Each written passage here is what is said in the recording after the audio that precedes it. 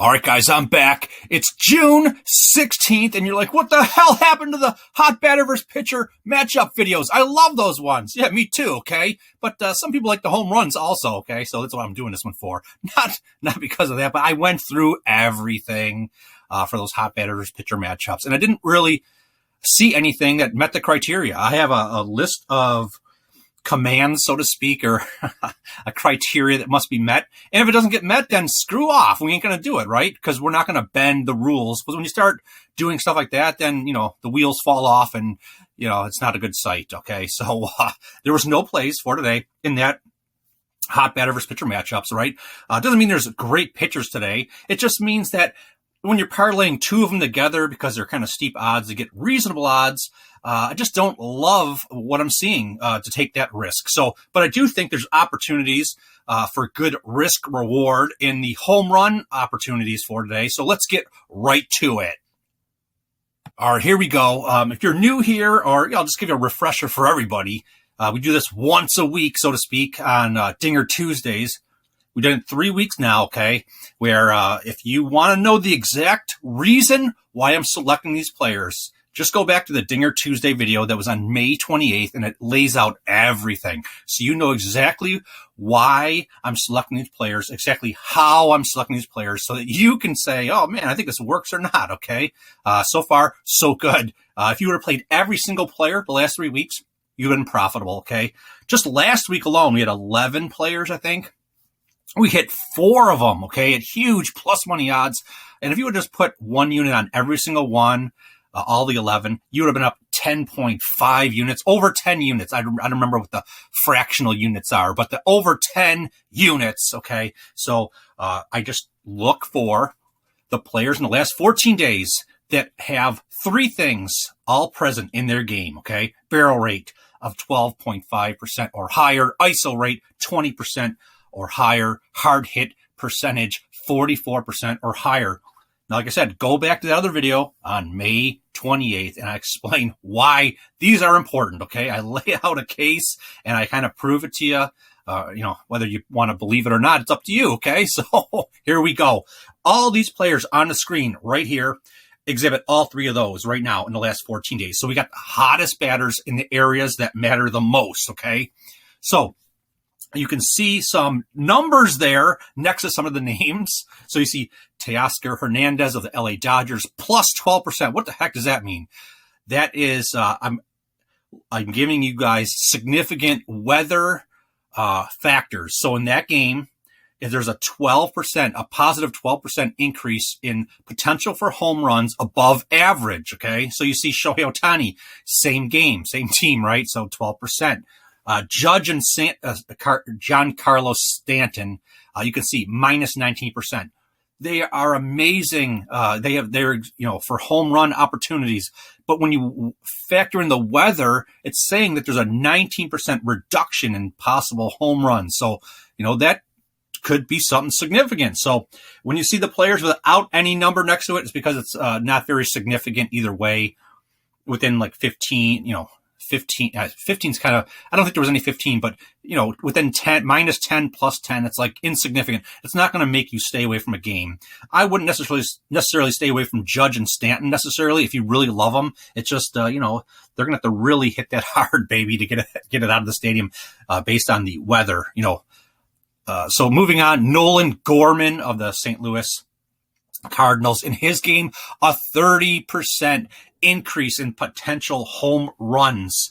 And also he's, Seiya Suzuki there, same game, opposite team, 30% increase in potential for home runs. Taylor Ward of the LA Angels, a minus 21. That's the worst weather event game there is. And Ryan McMahon, a plus 13%. Now, I got Ryan McMahon in orange there because the pitching assignment that he's going up against is not known. So if he's going up against a right-handed pitcher, he's a play in terms of meeting that criteria up there in that top left corner. If he's going up against a left-handed batter, he's not on the list, okay? So there you go. So, like I said last time, we had 11 of them and we were up 10 point whatever units. I got how many this time? 2, 4, 6, 8, 10, 12, 14 of them this time. So, like I said, I'm not saying for you to play every single one of them, but, to put it into perspective, that's why I say if you would have put money on every single one, you would have been profitable. You would have been profitable the last 3 weeks doing every single one. And I know the 1 week it was like 20.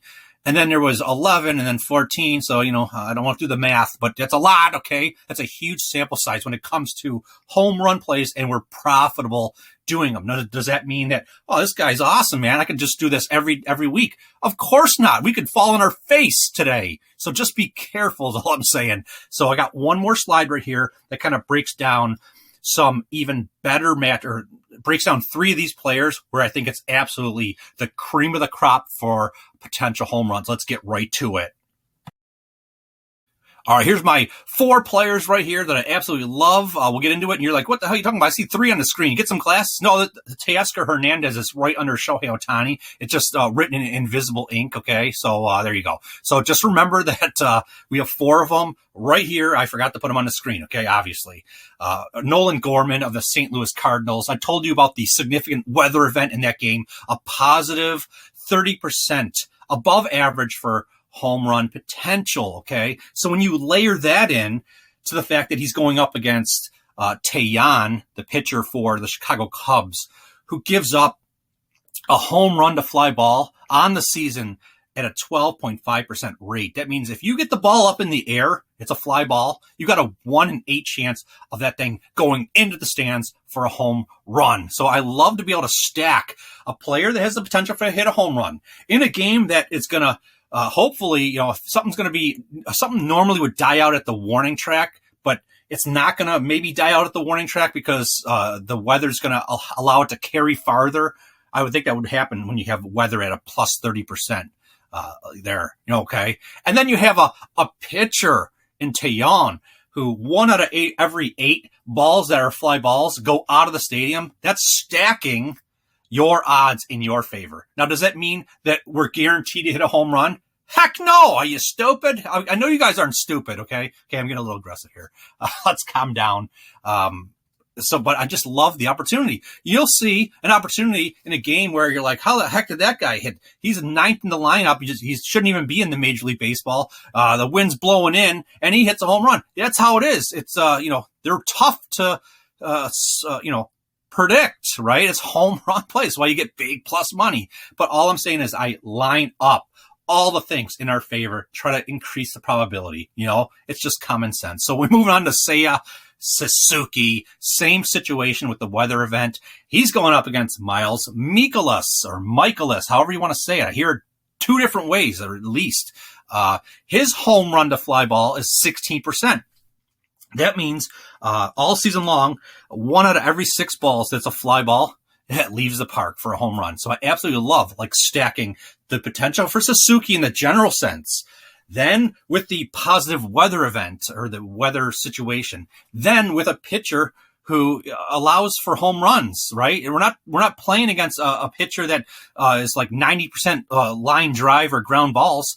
If he's like, that's not a good situation. If he's a line drive or a ground ball pitcher, turns out it's hard to hit a home run when the freaking ball stays on the ground, right? Okay. So, here we go. Shohei Ohtani plus 12% weather event going up. But he's going up against Brady Singer, who on the season gives up a 20% home run to fly ball. Absolutely horrible. 1 out of every 5 fly balls goes out of the stadium.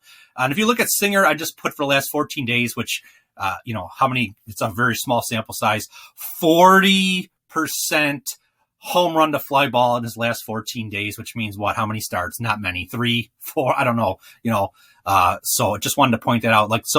And then, like I said, Teoscar Hernandez is in invisible text right there. You haven't seen him. He also qualifies just like Shohei Ohtani. So 4 players that I'm targeting these 4 players. Okay.